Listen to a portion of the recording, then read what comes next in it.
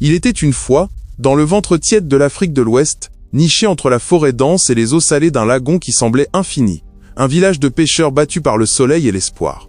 Là vivaient Kofi et son épouse, Adoua. Ils s'aimaient d'un amour simple, tissé des chants d'oiseaux et de la fatigue des jours.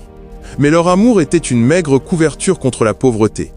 Kofi jetait ses filets tous les jours, du lever au coucher, et ses mains ne ramenaient que des promesses vides, des écailles qui luisaient un instant avant de s'éteindre.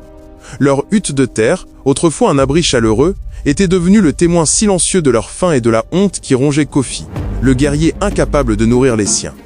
Adoua le regardait s'éteindre, son cœur se serrant à chaque fois qu'elle voyait son regard se perdre vers l'horizon sombre du lagon, là où les histoires de richesses faciles se mêlaient aux légendes des esprits des profondeurs.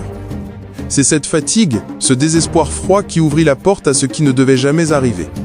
Une nuit, la lune était cachée derrière un voile de nuages lourds. Le vent avait cessé et le lagon était plat comme un miroir d'encre.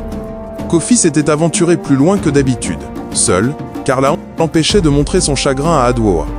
Il s'assit sur un rocher humide, laissant les vagues lécher ses pieds. C'est alors que l'air se refroidit de manière surnaturelle, sentant le sel de mer et une étrange et lourde odeur de musc et d'encens. Une mélodie ancienne, qui semblait venir de sous la terre, monta des profondeurs. Le son n'était pas chanté par une gorge humaine. C'était un appel, une vibration qui faisait trembler l'eau et l'âme. Puis elle apparut. Mamiwata.